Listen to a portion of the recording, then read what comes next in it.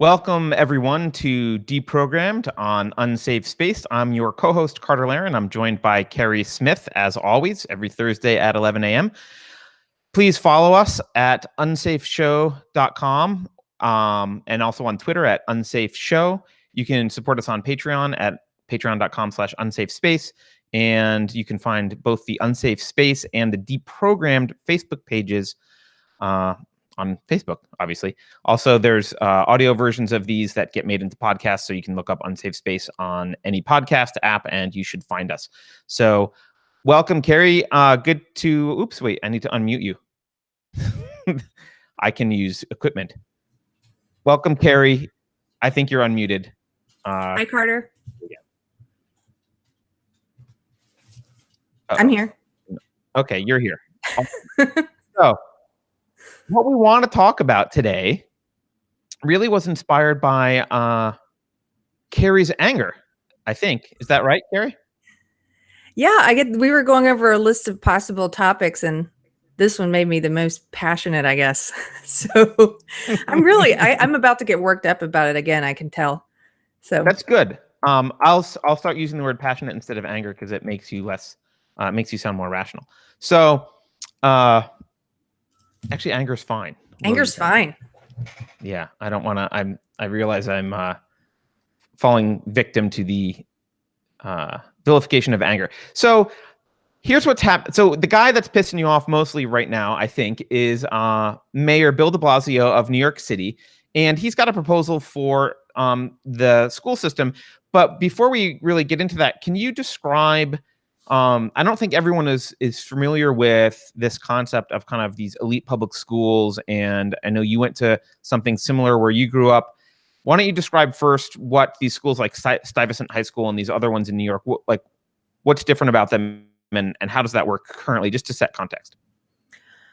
Sure. Well, I'm from South Carolina. The school that I went to, it wasn't called a magnet school, but it was an elite academic school where it was a boarding school. You lived there for 2 years, and you had an application process that was similar to college application process. And it was a blessing. I mean, I was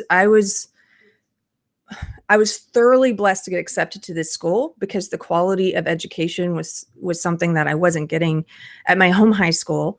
And it also put me in with a lot of people who pushed me and challenged me. And I would say, before I went to that school, I wasn't learning how to study. I wasn't learning any type of conscientiousness. The school I grew up in wasn't very rigorous. I have stories about the football coach and geometry class that I can share again if you want. But I was also kind of angry about the school I was at and the lack of It was just boring. I'll put it that way. It was pretty boring. So yep. I have a special place in my heart for these, for schools that, for gifted kids that like push kids who are high achieving. And so I'm not exactly sure. It's a little bit different the way that New York picks the students. They have a standardized test that's sort of like the SAT. It's called the SAT. And so they have 8 of these elite high schools, and they accept middle school students who pass. Of course, they have to pass the test. It's a standardized test. They accept, I think it's like the top 5% or something. And they have a great record of churning out, kids who go on to get placed in some of the top colleges. And they have a really great record. And the thing is, they're public, just like the school I went to. So it's just a matter of merit. It's about being able to get in, to showing that you deserve to be there.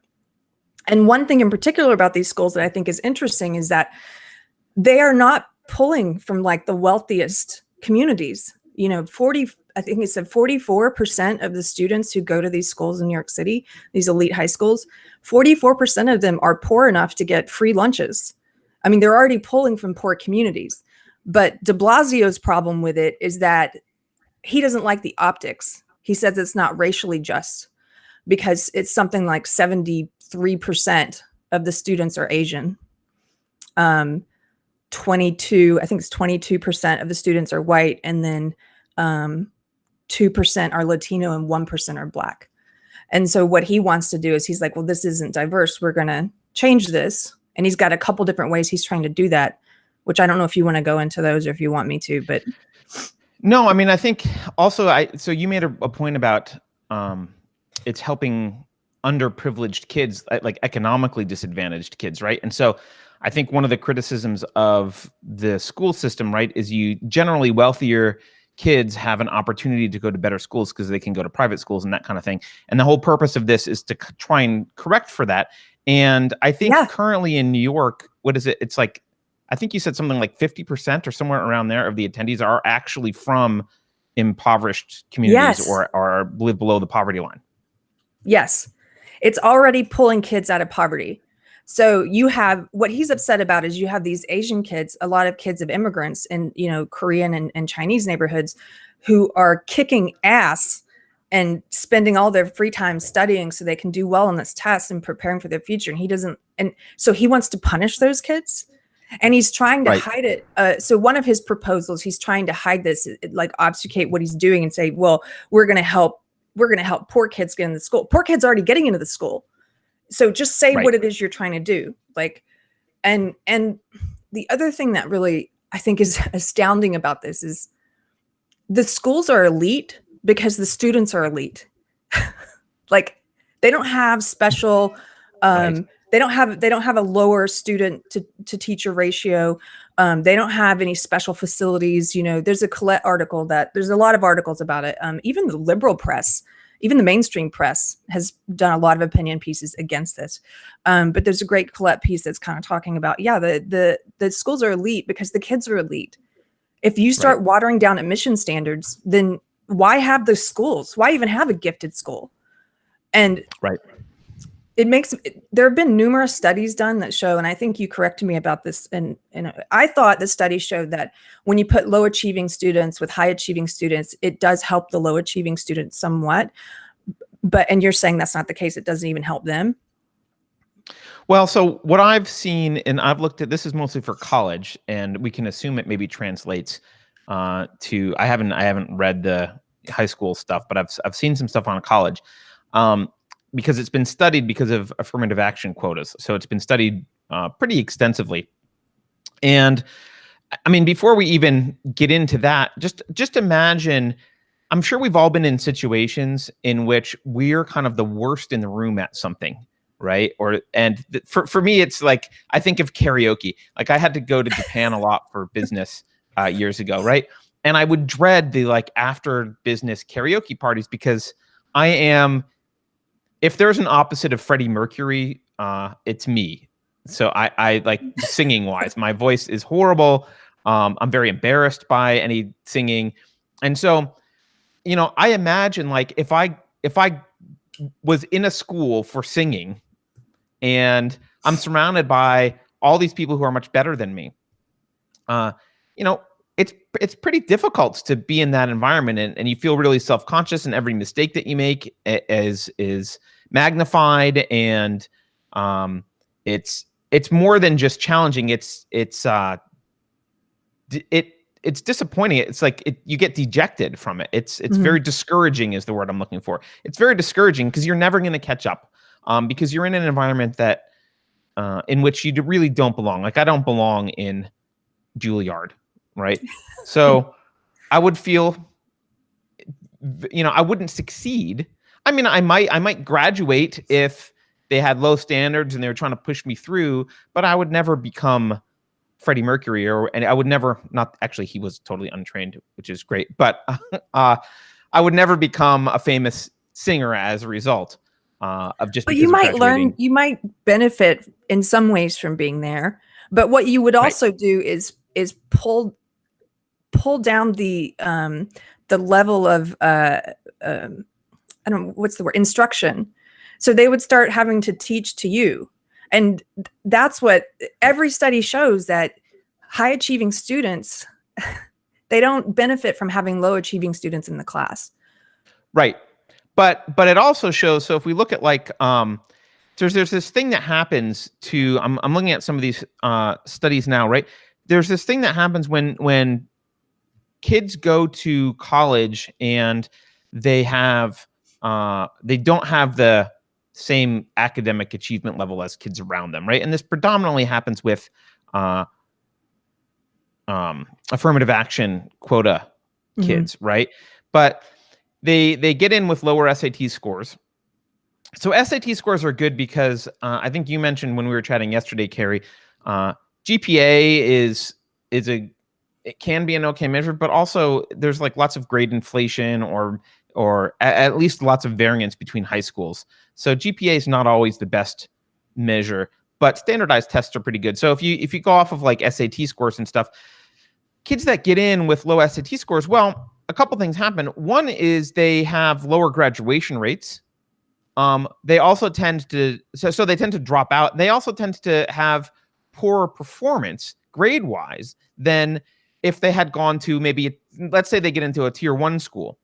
They have poor performance grade-wise than if they got into a tier 2 school and just went there instead, where maybe they're middle of the pack or even ahead of a lot of the kids at that school. They perform better, and grades are actually highly correlated to how they succeed afterwards. So there's this idea of like, oh, we push them into these environments, and because it's all about quote opportunity and they'll do better, but really even for those students it actually doesn't really help them in the long term. They tend to get poorer grades. They also, if you look at this is just super interesting, right? So the sciences are one area where you can't, you can, but it's very difficult to have non-objective grades, right? It's like you got it right or you didn't get it right. There's not like, I like your essay on, Native American spiritual practices. Like that's a very subjective grade, right? But you don't just like someone's result in math or physics. It's right or it's not right. And if you actually look at interest rates, that sounds weird. It sounds like I'm talking about economics. If you look at how students are interested in science and engineering, it turns out that actually,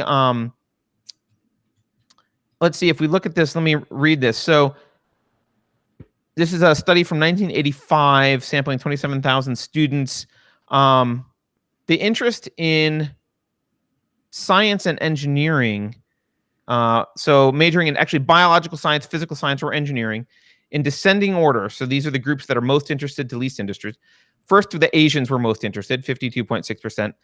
Then they're using the word Chicanos. I don't know how that's different than Hispanic origin, or Latinos, but 35.7%.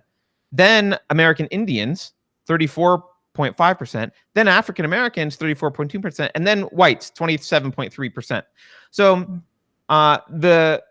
what would traditionally be called minorities or people of color have a greater interest in science and engineering.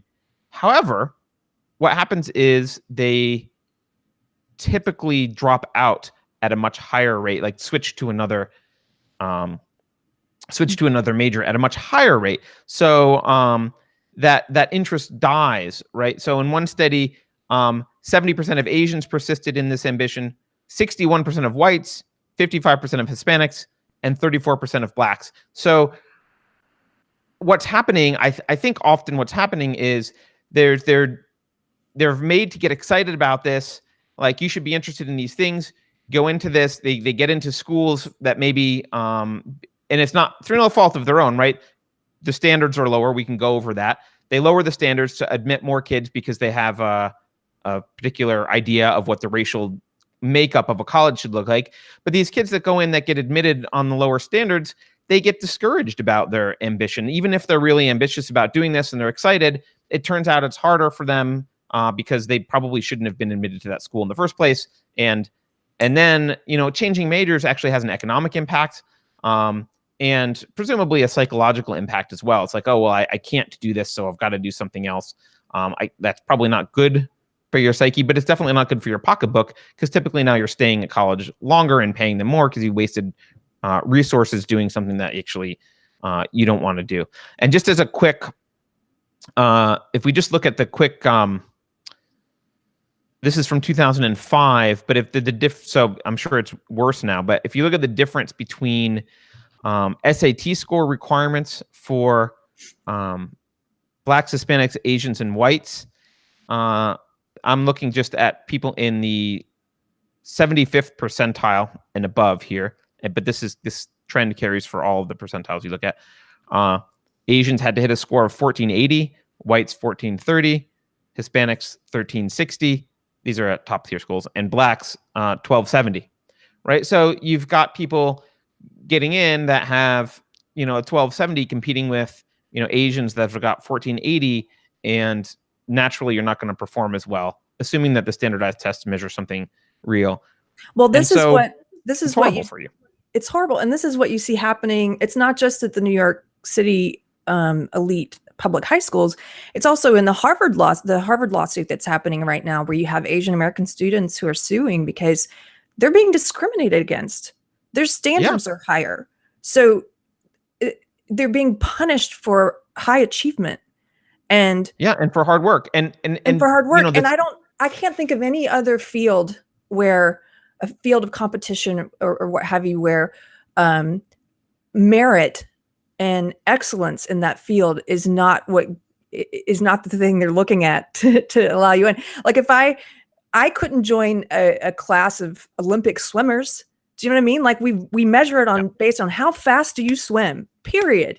Your race doesn't matter. Like can you imagine going and starting to say, well, in this sport, we're going to have right. I mean, the classic example is the NBA, right? It's like, you don't have enough Jewish representation in the NBA. It's like, well, I don't know, not to pick on Jewish people, but they tend to not be as good at basketball. Now, why that is could be cultural. There could be some genetics. We don't know. The point is, people want to watch good basketball. And if you applied these standards to the NBA would probably, I don't know if it would go out of business, but it would be much less profitable and much less interesting to watch, because it would be terrible. You'd be cutting people that are really good and replacing them with people that probably are pretty good, but shouldn't be in the NBA. Right. Can you imagine if this is how we pick our baseball teams? If we pick I'm sorry, you have to have this percentage. It's all about equity. Oh, and de Blasio, what does he call it? He calls it his equity and excellence agenda. Equity is right there in the title. There's nothing about excellence there, but equity is right there. So, it's not even really equity, right? Because this concept of equity is flawed from it. This is actually one of the most, I think, corrupt concepts that permeates culture right now. This concept of equity. People aren't equal. I mean, they should be equal under the law, and they're equal morally, unless they do bad things, right? But people aren't equal, right? I'm not equal to Brad Pitt in many ways, right? Like, he's superior in many ways. I'm superior in some ways. I could probably do crypto better than Brad Pitt, but it pays to be a better actor, right? So, people aren't equal, and this idea that there needs to be this equality of outcomes is based on a lie. The people aren't equal. There are differences in people. Why those differences exist, it could be a number of reasons, and depending on what the difference is, you'd have to study it. But this New York thing, he's going to ruin the lives of a bunch of poor Asian kids, is what's going to happen. Because right now it's 70% Asian.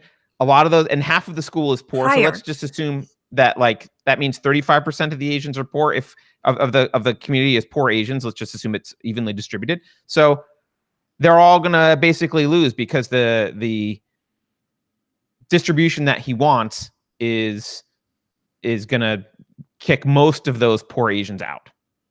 And then you know what will become the elite schools?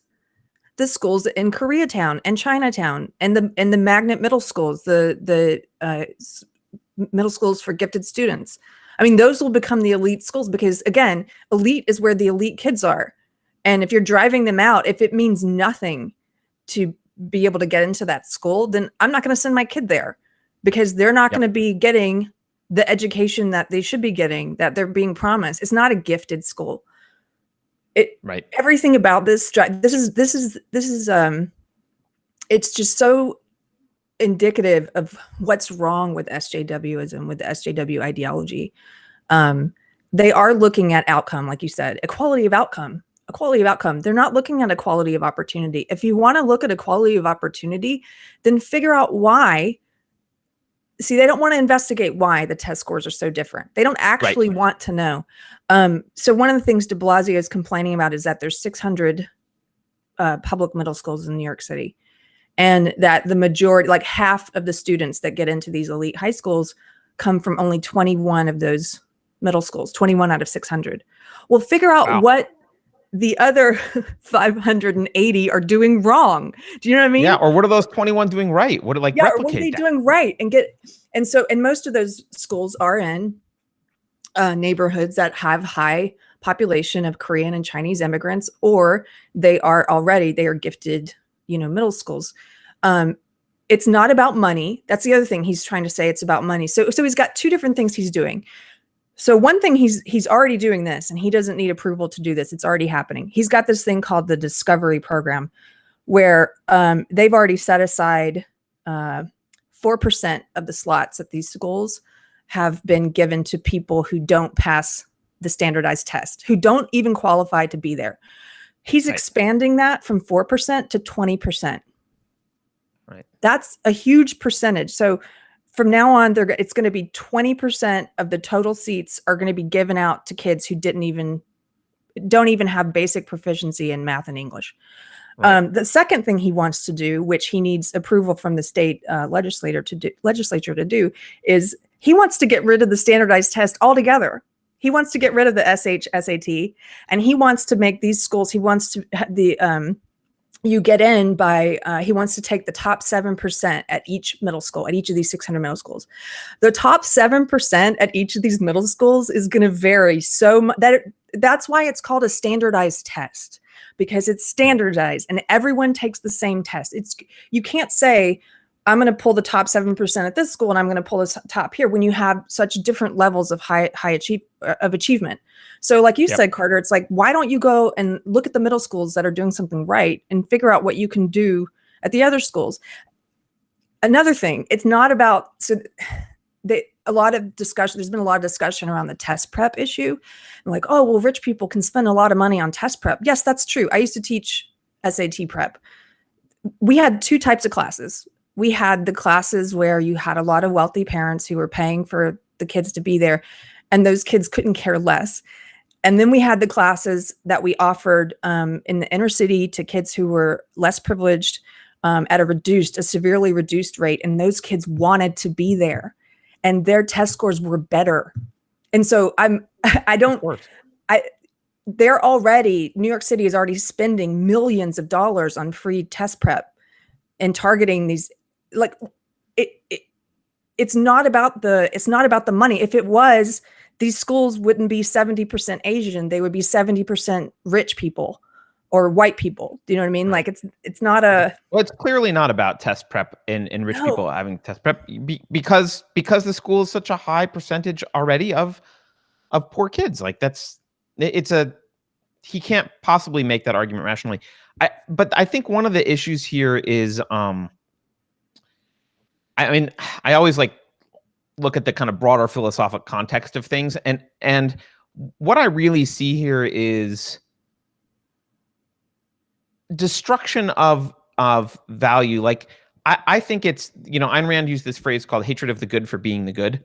And I don't think being smart is morally good. I don't think they're not related.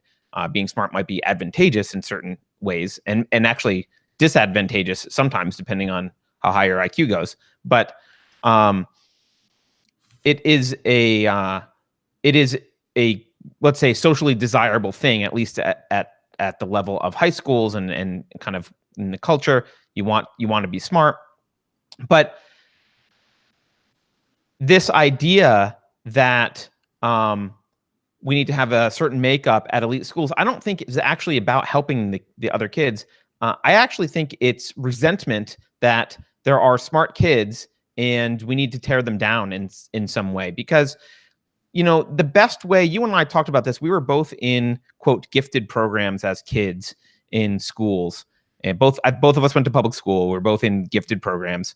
And we both had a similar experience, I think. Well, not exactly, but I had this experience of being in a gifted program that was then, because of parental pressure, opened up to a whole bunch of kids. And it was, from when it started to when I left it when I left that school, it was a very different experience, right? When it was just a couple kids, it was a lot more individual attention, but it was also much more challenging, and I learned a lot. And then when they kind of opened it up because everyone protested that their kid wasn't in it, they were above average kids in there, but it got bored for the few of us that had been in there before, because they had to talk down, like they had to ratchet down the challenges and make it more accessible.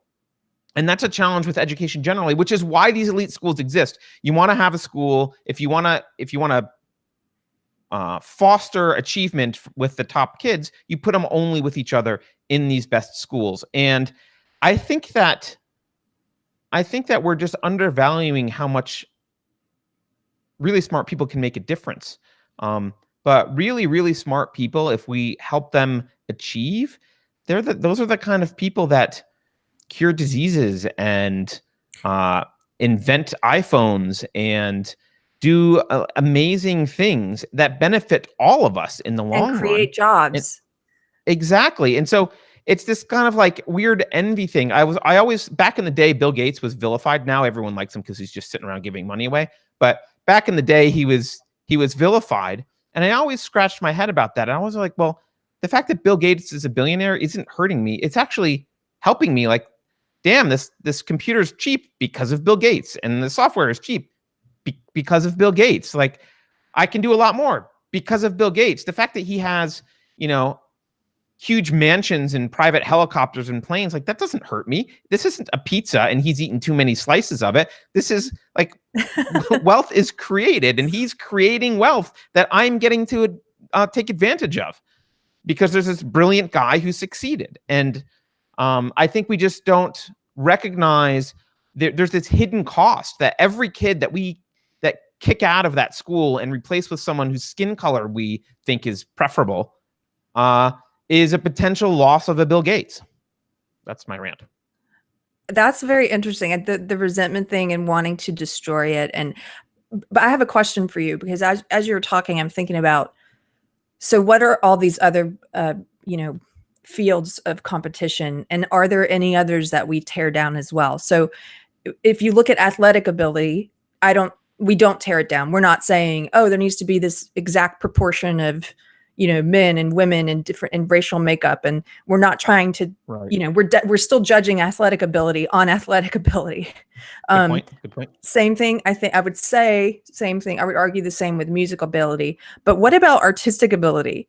I think we're destroying that. I think artistic ability is one area where, if you look at postmodernist art, you start to see this influx of, like, we don't want people at art schools with actual talent. My friend dropped out. She's completely gifted, works a lot with oil and chalk, and she dropped out because she wasn't doing stuff like Piss Christ. You know what I mean? Where people were just like urinating on Jackson Pollock. Yeah, like that. There's a sandwich crumbs and a cigarette butt smushed into your painting because you're a slob. Right. So what do you think about that idea, that maybe that's another area, another field where we... I mean, I don't know. This is fascinating, right? Because it might be a combination of this tearing down achievement combined with, I would say, racism against whites and now Asians, right? And so where that's coming from, I'm not sure, because I would say the reason it's not implemented in sports is because it would negatively affect Black people, right? I mean, that's the reason, right? If the NBA was full of a bunch of whites and Asians, you would have this. In fact, in hockey, there has been some complaint about the number of whites in hockey. Really? Right? Absolutely, yeah, absolutely. And there are very few Blacks in hockey. There's like very few African Americans or African Canadians or whoever's, what their origin is. There's very few Blacks in hockey, and partly it's because it's an expensive sport to do, and so it's when you're young. So there is an economic disadvantage if there's minority groups who, on average, don't have as many resources. But there was a push, but I haven't seen it. It hasn't been to the extent that there is, with this kind of stuff. But I think it's because hockey is just not as important to people. They don't care about it. I don't know. By the way, your friend Jason says, check out feminist scream singing art. Jason, I would rather not, but thanks for the recommendation. oh, gross. So can we get to that? So at the heart of what we're kind of touching on is something that you tweeted we were going to talk about, so we should, because we're halfway through the show. Okay. Which is this Peggy McIntosh's white privilege unpacking the invisible knapsack. What a pile of shit. Do you want to talk about it? Do you want to give an overview of this for people? Well, Peggy McIntosh is credited with coining the term and popularizing the term white privilege. I'm sure people were using it before her, but she's the one who has gotten the credit, which I think is kind of darkly humorous. Anyway, my friend pointed out that W.E.B. Du Bois was the one who first kind of laid out some of these concepts. He talked a lot about the psychological wage, which was about like this idea that white workers benefited by aligning themselves with the white people in charge rather than coming together in solidarity with workers of color. And so he laid the groundwork for a lot of this, but I was like, but he's too brilliant.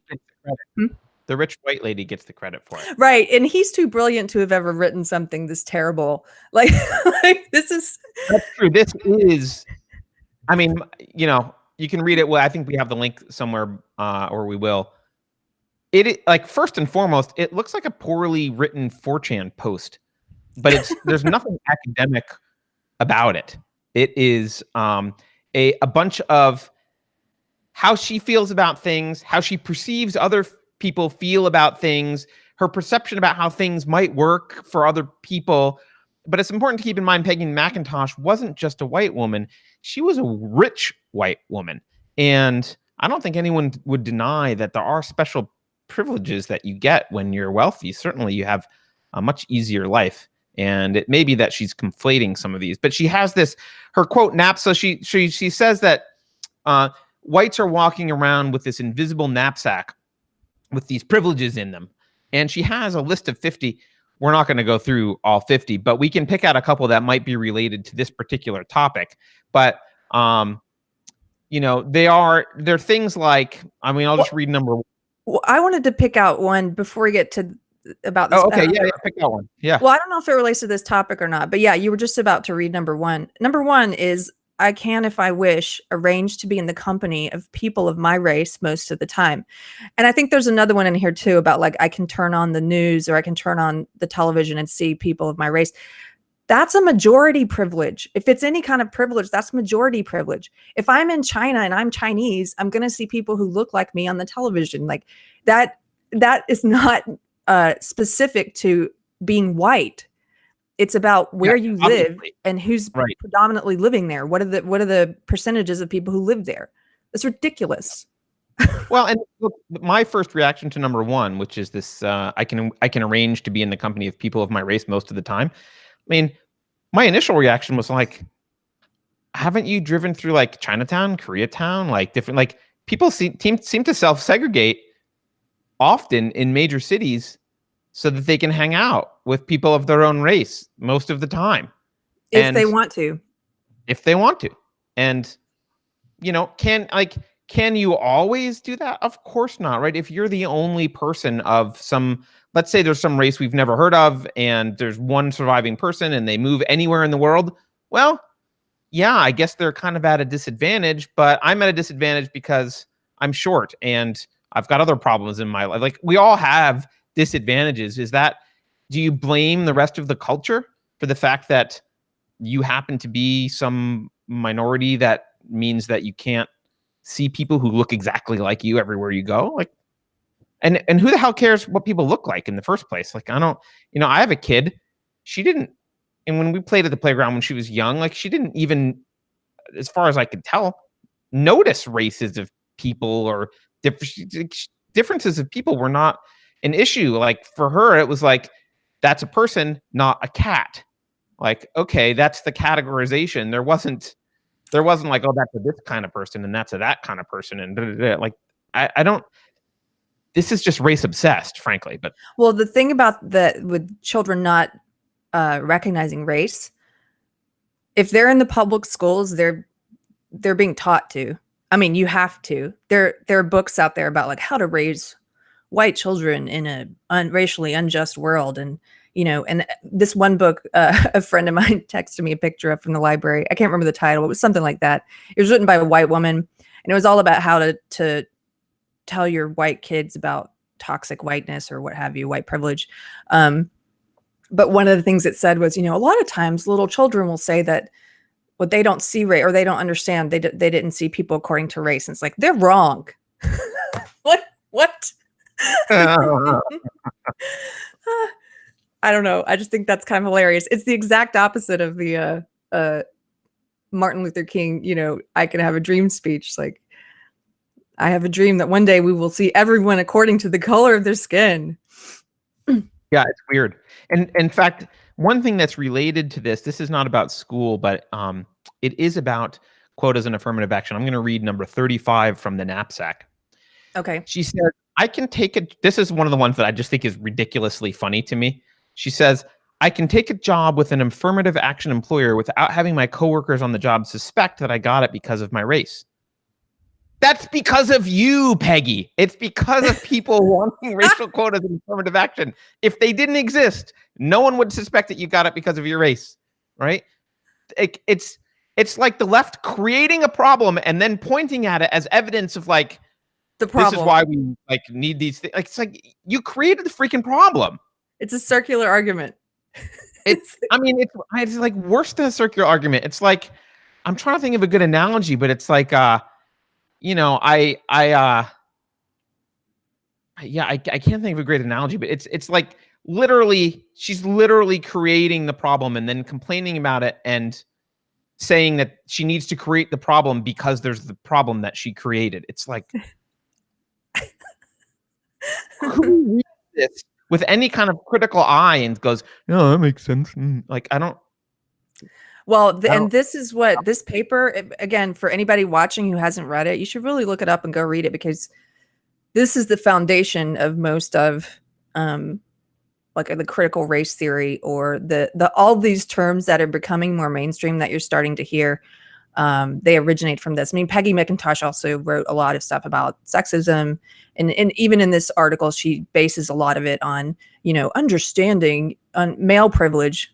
She probably wrote an Unpacking a Male Privilege Knapsack article that I just don't know about, but she does start this with like this she says explicitly this kind of stemmed from her thinking about male privilege. Mm-hmm. So there's probably a male knapsack somewhere where you got a lot of knapsacks, Carter. Yeah. I don't know, but it's she also has things that to me were just totally weird. Like number 17 is, I can talk with my mouth full and not have people put this down to my color. I'm like, I've never. What are you talking about? I've never heard of this before. Like, what the hell? It's okay, here's another one that's interesting, where you said, you create the problem and then you say, look at this problem. This is sort of like that. And then it's like number 21, I am never asked to speak for all the people of my racial group. Well, she wrote this in the 80s. Yeah. She wrote this in the 80s. Look at what a difference those ensuing years have made, because now that's all I hear is people saying, as a queer Black woman, and then speaking for an entire group. And I'm like, who elected you to speak? Why can't you just speak for yourself? It doesn't carry more weight, but there's this idea that it does. And as a woman, okay, I'm just a woman. I'm not women. I get so sick of hearing people say that without even questioning why they're saying it. I have a friend online who he's always pointing this out. He's like, look, I'm a vet. I'm not online. I'm like, as a vet, let me tell you what, army guys think. No, you're just one person.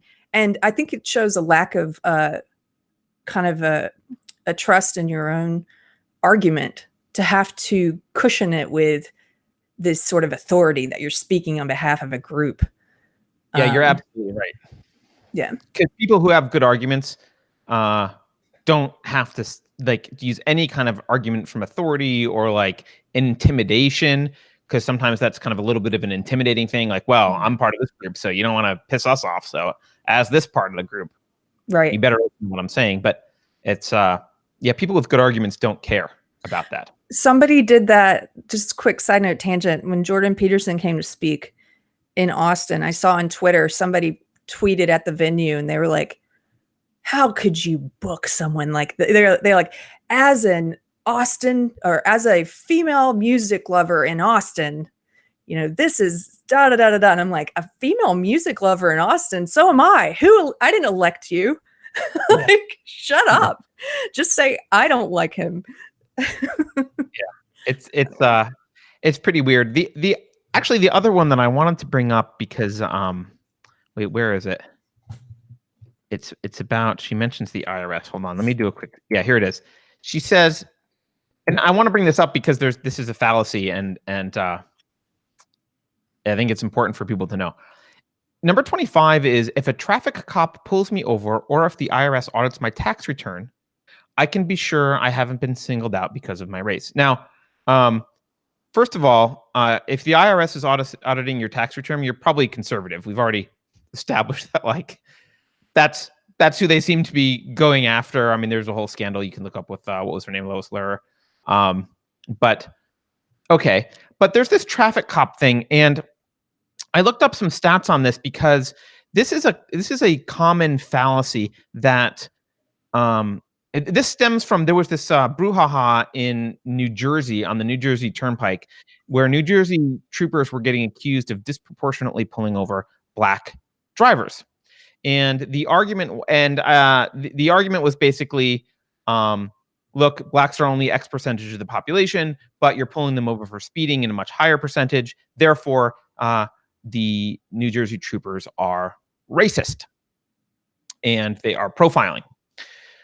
Well, the New Jersey troopers did something really interesting, and this study doesn't get talked about too much, but they did something really interesting in response. They turned around and to the horror, I'm sure, of the people accusing them of being racist, they turned around and said to the Attorney General, "Hey, can you do me a favor? Study speeding behavior on the turnpike. And if it turns out that blacks are, because before you just say, like, so let me back up. Statistically, you can't just say, well, let's say blacks are 13% of the population, therefore they should be 13% of the speeders. Well, it depends on how often they speed, right? If blacks speed disproportionately, you would expect more being pulled over more. If they speed less, you would expect them to be pulled over less. So the New Jersey trooper said, look, please go do this study. And if it turns out that we are disproportionately pulling over blacks, we'll take our lumps and we will do, we'll reorganize, we'll make a big effort to fix this, and we'll admit that this has been racist. So please go study this. So what they did was they, so at this time here, blacks made up 16% of the drivers on the turnpike. And so what they did was they basically had cameras, and they just, they measured the speed of cars and they took pictures of the drivers. And then they distributed the pictures of the drivers without knowledge of the speed that those people were going to independent panel, and they determined what race the person seemed to look like, right? Which is valid, because that's the only way a cop could preferentially do that either, is just by looking, right? So they determined the race, and then they went back and correlated, okay, what are the percentage of the speeders? And it turns out that let's see, let me read this. Blacks make up 16% of the drivers on the turnpike, but they make up 25% of the speeders on the turnpike. And so the result of this is that black drivers speed twice as much. This is only on the New Jersey Turnpike. Black drivers speed twice as much as white drivers, and speed at reckless levels even more. And as it turns out, blacks are actually stopped less than their speeding behavior would predict. They are only 23% of those stopped. So as it turned out, there was no profiling. There was no disproportionate pulling over of blacks, but no one ever cites this, and they continue with this kind of perception, which Peggy McIntosh references here in number 25, which is like this: oh, well, if I'm pulled over, it's because I'm black. That's really, I mean, that reminds me, Carter, of the, the current narrative about being more likely to be met with lethal force at the hands of a police officer if you're black, which is not true. And there have been numerous studies which have shown it's not true. The most recent, which was conducted at Harvard by a black guy who fully expected to find the opposite. And he was surprised, that's not the case, that you're more likely to be met with lethal force at the hands of a police officer if you're white. But here's my question is, why do you think the powers that be, whether that's academics like professors who are teaching this stuff, or SJW activists, these activists who are in the media who are pushing these narratives, why do they want people to be so afraid? Why do they want people to think that they live in a world that's so completely set against them because of their race or because of their sex, or because they definitely want us to feel like we're like, as a woman, they definitely want us to feel like we're the victim of some nefarious, misogynistic society that's set against us. And I think they do the same with race. And why do you think that is? Well, you know what? I want to actually quote Groucho Marx, but I can't find the quote right here to answer your question. But I think it's, I'm gonna look while I'm talking. I think it's predominantly a variant. Oh, here it is. Okay, ready? Politics is the art of looking for trouble, finding it everywhere, diagnosing it incorrectly, and applying the wrong remedies. So that would be Groucho Marx's answer to that. I like it. I think that maybe more useful, it's a funny answer, but I think the more maybe useful answer is if you look at, we've talked before about the relationship between postmodernists and Marxist ideology. And I think a lot of people's eyes gloss over when you say Marxist ideology, because it sounds like it's this boogeyman that we're kind of making up, but it's not. It's professors and people, most of the people in universities, most of the professors that are on the left would openly admit they have at least Marxist tendencies, if not they're outright Marxists. And the strategy of the prediction of Marxism, Marx's prediction was that capitalism would fall apart because of class struggle, right? And he was very concerned about classism, which is weird because he was in the upper class and treated his maid like shit, but that's a separate issue. So he's very concerned about classism. And what happened was that didn't happen. Like capitalist countries, there was starting to be a gap between the rich and the poor, but like there wasn't this kind of uprising of the lower class to overthrow the upper class, the bourgeois. And so this was disappointing to the Marxists. And of course, then there was the Soviet Union failure. And I think what happened was, and I think there's actually literature, I think they said this explicitly, they kind of said, okay, well, we have to create some kind of division. Remember that fundamentally, there's, if you want to kind of really essentialize Americanism versus Marxism, and I'm going to call it Americanism, there's not really a better word because America was a unique nation, right? America was really about a very small, limited government right from the get-go. You kind of leave people alone, laissez-faire-ish, not pure capitalism, but kind of laissez-faire. I mean, there were some issues, right? And, obviously slavery, there's some major issues, but compared to other states and other forms of government, it was much less authoritarian. And communism and socialism is the epitome of authoritarianism. It's either ruled by a dictator or ruled by the mob, but you're ruled very clearly.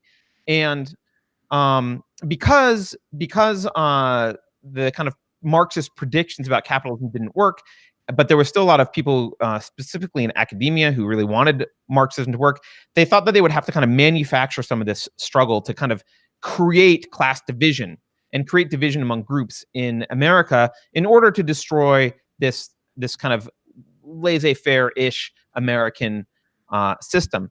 And to do that, they realized, okay, well, classism isn't working as well because people feel like there's class mobility and this kind of idea that achieve the American dream kind of destroys some of this kind of classism. But we can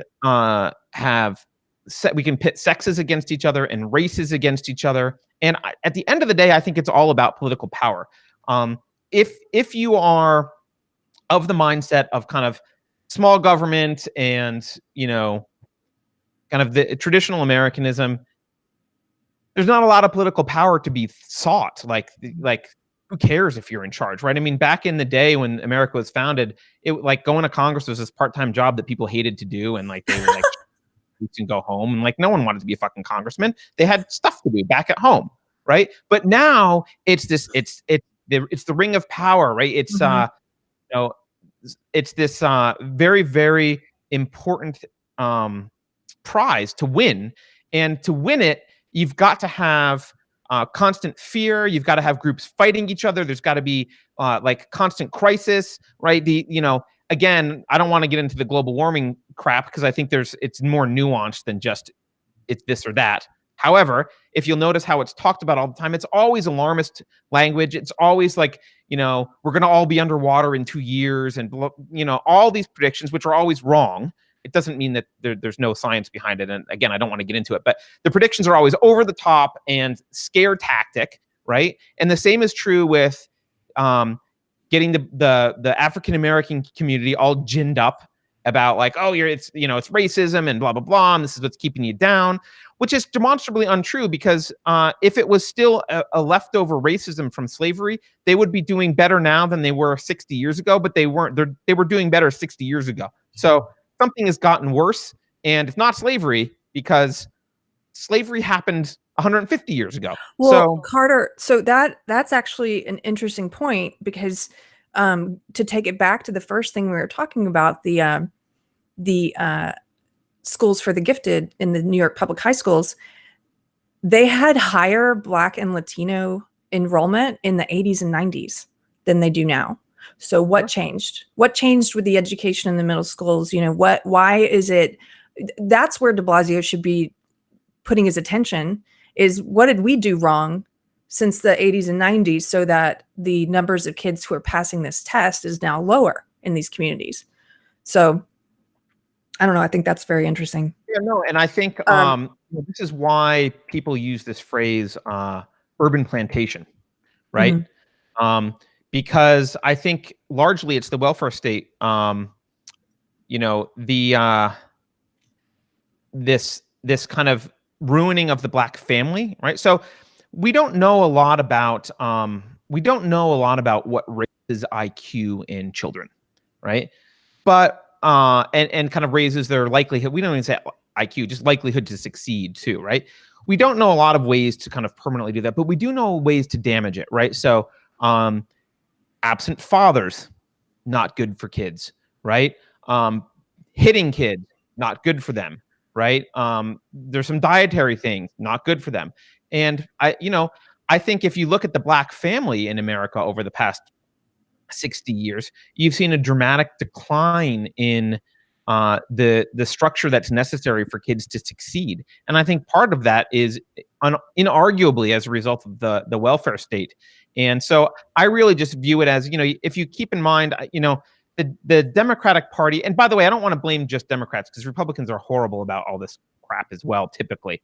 But if you look at the Democratic Party in their history, they were the KKK was the kind of military arm of the Democratic Party. The Democrats were the pro-slavery party. The Democrats were the ones who opposed the Civil Rights Acts. The Democrats were the ones who instituted all the Jim Crow laws. Democrats have historically been very racist. And, this kind of big switch, this big flip happened when the Democrats, I believe, and I don't know if this was intentional or not, but they basically decided, well, we need this Black vote, because the Blacks are never voting for us, and there's getting to be more and more Blacks. They're continually to vote Republican. We're going to lose power. And so how do we keep power? Well, we gotta do something that we have to convince them that racism is a problem, and B, we have to fix it for them. And we have to convince them they're disadvantaged and that they need us, right? And so we're gonna get them on the public dole. We're gonna give them welfare in the inner cities. We're gonna institute this welfare state. There's a quote that I think is unconfirmed about LBJ, President Lyndon Johnson, but I'll have those N words voting Democrat for 200 years. That's a quote. It's not clear whether he actually said that, but that's the rumor, and disproven or proven. But it was when the welfare state was being expanded under LBJ, and again, Democrat. The idea was, give free stuff. Tell them that the world is against them and the institutions are against them. Tell them that there's no way to succeed without the white man's help, the powerful Democrat white man's help. You'll never succeed if the white man doesn't give you stuff. And then proceed to hook them on welfare. And, there's a huge problem on welfare with it creates broken families. It encourages children out of wedlock and more children than probably you can support normally, and you get stuck in welfare. Once you're in it, there's this gap where if you go get a job, you actually end up getting less money and benefits from a typical job. I think the gap is like several tens of thousands of dollars. So you have to go get a really, really high paying job to get off of welfare to make it worth it. So it's a trap for the African American community. The first person I heard talking about this was, when I was in SJW, I was in a bubble. We've talked about this before, but there were certain things that I just knew to be true because they were accepted as truth and gospel in the SJW world, but I didn't really know those things to be true. I had never investigated those things, and they do a good job of keeping you isolated in this one set of beliefs, in this one echo chamber, and they make certain people off limits. So you won't go and read them, and you won't actually investigate what they've said. And so one of those people is this Black conservative, Larry Elder, who I had never really listened to before. There are a number of people I'd never listened to before until I started, kind of opening my cage a bit. But Larry Elder was the first person I heard talking about this destruction of Black families. But, it's not just, it's white families as well. I never used to, there were certain things I would hear about when I was in the SJW left that I thought were ridiculous. And, one of those was I would hear, there's a war on traditional families or a war on the family, right? I'm like, that's so absurd. These people don't like progress, and we should be able, women are free now, and we should be able to get divorces and pursue our own happiness and career and blah, blah, blah, blah. But now when I look back, and Larry Elder was talking about this too, there's this attack on the family unit. And if it's not a concerted effort, it's just that for whatever reason, we've progressed in a lot of ways. It doesn't mean that there aren't negative repercussions to some of those things. And so there are a lot more single moms now, white and Black, than there were in the 50s and 60s. But it has disproportionately affected the Black families. And like you were saying, I've read studies about, one of the biggest predictors for future success is growing up in a home with both your parents. Another thing Larry Elder said, which is that he was talking about a study they did where they asked the kind of wealthy liberal elite, and they asked poor people, do you think a person would do you think poor people ever decide to have another kid so they can get more welfare money? And the wealthy elite were like, no. And the poor people were like, yeah. Yeah, of course. So, yeah, we do that. Yeah. That was Larry Elder. I heard talking about that. If you guys, anybody watching is not familiar with him, I would say, well, the first thing I saw of his was an interview he did with Dave Rubin, and that was really an interesting interview, very eye-opening. One other thing, you said so many interesting things. I'm sorry we're running out of time now because I wanted to. Ranted. That's yeah, okay. But no, it was you answered my question, and I don't know. I think you're right. This idea of the Democratic Party owning people. Well, you see a lot of that right now with Walk Away. So we've talked about this briefly before. That's where I met Gracie, was because a number of us who have walked away did an interview together. And there is this sense of, well, so first of all, the mainstream media started to make fun of Walk Away and tried to pretend like it's all Russian bots, that it's not real people, that completely ignoring the thousands of testimonial videos of people who are leaving. And then it's almost like they don't care that they're losing us. They just double down on insulting us. Like if you're being told that people are leaving the party, and instead of trying to find out why they're leaving and maybe get them back, you're calling them stupid. You're calling them liars. You're calling them trolls. In the case of Kanye West, they called him, racial slurs, and they insulted his intelligence. In the past month, since the more recent than the past month, since the midterms, I don't know if you've seen this, Carter, but there's just been a rash of op-eds about kind of scolding Black men for voting for Republicans, and also scolding women, scolding white women. Yeah, have you seen any of these headlines? The Black men voting? No, I haven't. So here's one. I just pulled some up because I was looking at these the other day. A number of these. Here's one.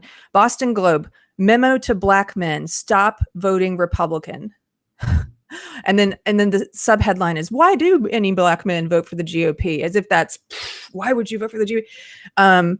Here's one. Washington Post analysis. What's up with all those Black men who voted for the Republicans? And then of course the one about women,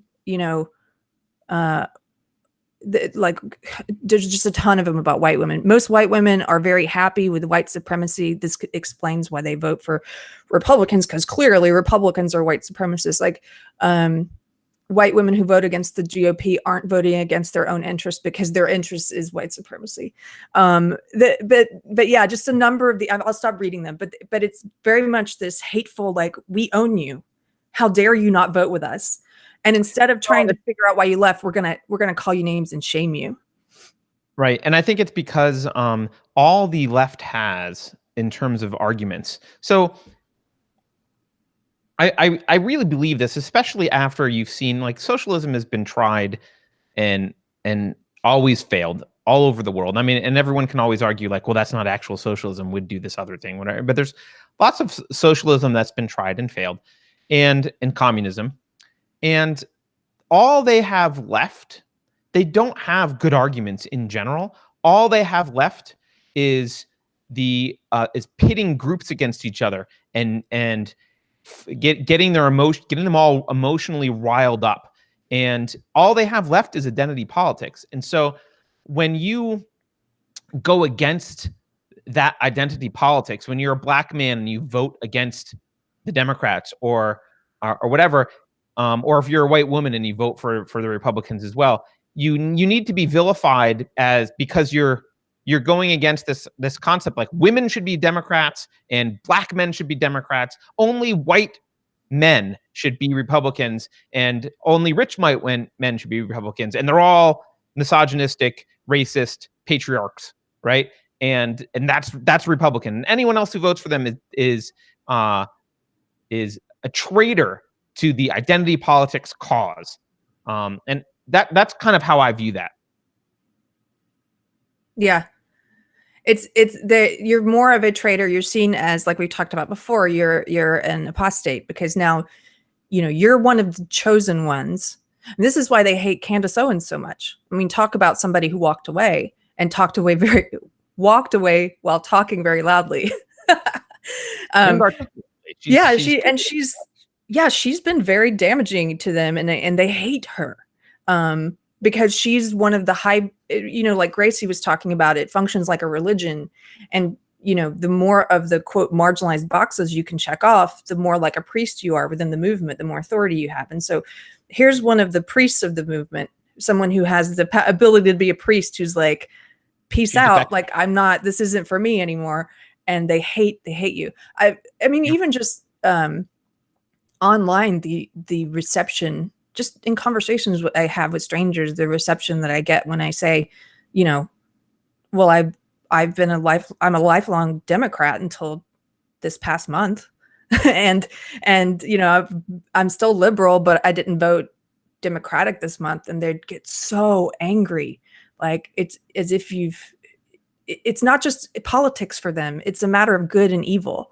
I don't think they feel like you went over to the evil side or something. They've been convinced that it's this good and evil thing. But, yeah, well, I mean, look, in fairness, sometimes politics is good and evil, and but just not in this case. And they don't really have good arguments for what they're doing. Their arguments are basically identity politics. I mean, so we have this final question maybe before we wrap up the show, but it's kind of a good wrap up question. So I'm going to ask it. So let's see. I wonder if there is a leadership. So I wonder if there is a leadership behind the SJW movement. In other words, who is pushing the cultural war? What's your view, Keri and Carter? Why don't you go first? I mean, I think it's like what is that phrase? It's a multi-headed snake. I don't necessarily think there's a leader. There's no leader, but there are lots of different leaders, maybe I put it that way, in different areas.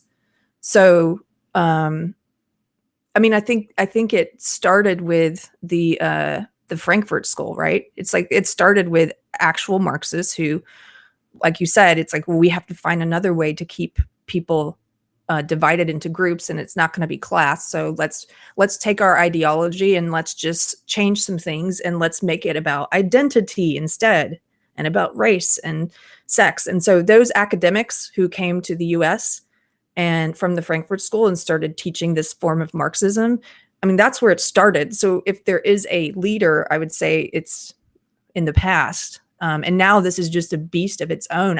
It's like a virus. I think it's something that people catch. It's weird because I've had, since the election of 2016, I've been going in one direction, of course, and trying to figure things out. But I've had friends who've gone in the other direction, and I'm like, oh gosh, like I won't have seen them for a while, and then I see them or I see something they wrote, and I'm like, oh, they caught it. Like, oh gosh, they came down with it after all this time. Why them, God? But no, I really do believe it's something that's catching. One other quick thing to add to that, and it goes to something you said, Carter, about the different groups.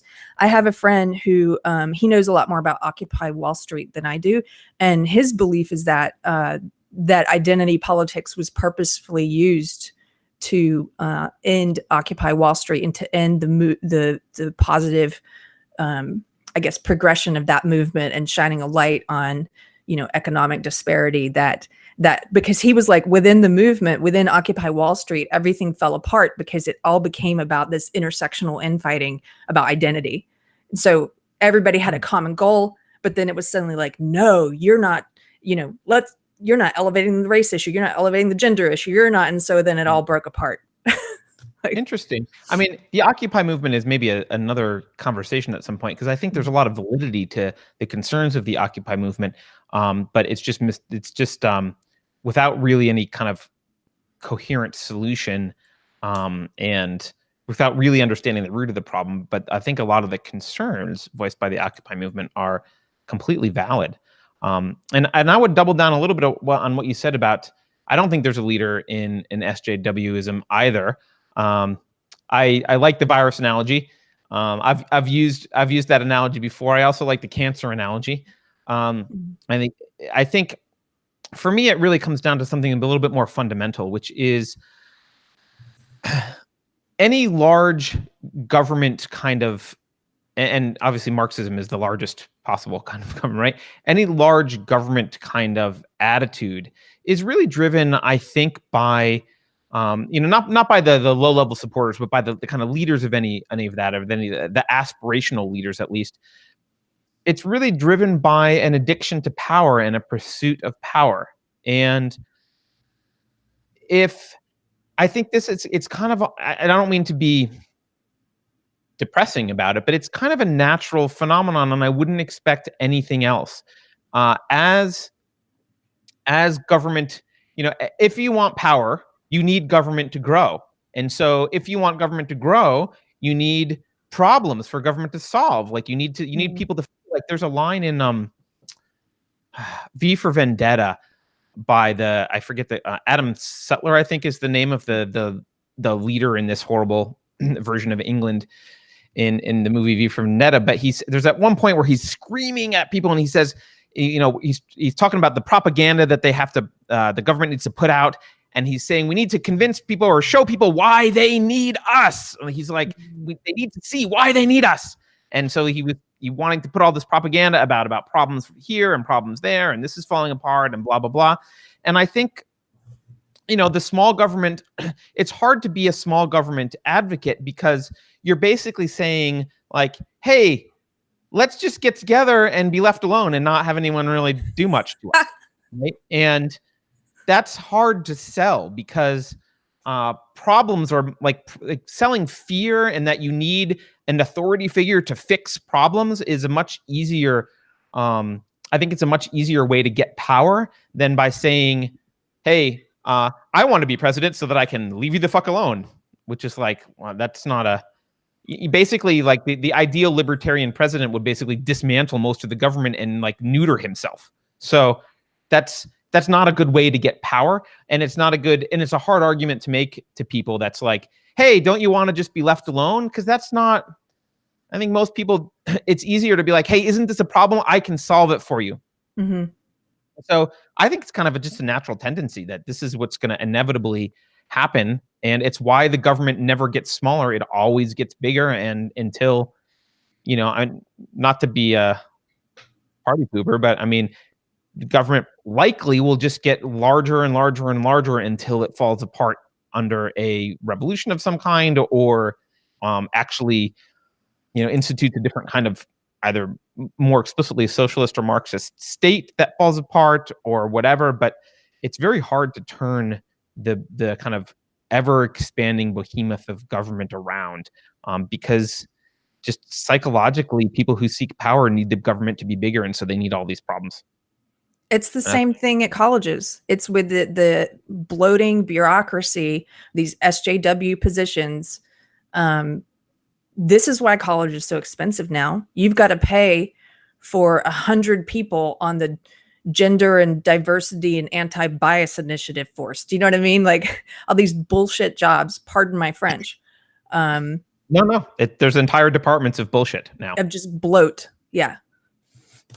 Yep. Well, on that note, wait, let's leave it on something positive. Keri, before we sign off, or what? What'd you say?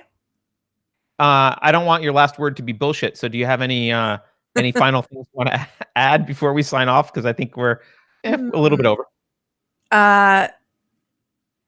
No, I've enjoyed this conversation. I think we have a lot of things we can talk about on future episodes. Just because I was taking notes about stuff you were saying, and I don't know, it's very interesting. Oh, one thing I know I keep extending this, but if people want to read about Peggy McIntosh, can we put the links in the video? Yeah, I'll put the links underneath in YouTube and on the podcast stuff. I'll put the links. Because I like your point that you made when we were talking offline about how she and Marx are kind of similar, that they're both from this elite, wealthy class of people, and that perhaps this guilt that they're holding for having all this unearned privilege, they need to translate that into, like, they need to share it with people in a way. Right. It's an interesting point. So they throw their burden onto poor white and Asian people in New York City because they feel like they were born with a silver spoon in their mouth. So, which is a shame. All right. Well, thank you everyone for watching this episode of Deprogrammed. You can join us every Thursday at 11 a.m. Pacific time. And you can, of course, follow the show on Twitter at Unsafe Show. You can go to Facebook and look up the Deprogrammed Facebook page. Also, there's an Unsafe Space page. You can support the show at patreon.com/Unsafe Space. And you can go to unsafeshow.com for a bunch of stuff, I guess. And of course, find the podcast, Unsafe Space, if you would like. So thank you again, everyone, for watching. Join Keri and I next week. If you've got suggestions for what we should be talking about, especially based on this show, I think we brought up a lot of topics. Post them in YouTube or Twitter or whatever, and we'd love to do that. It'd be fun. Thanks, everyone.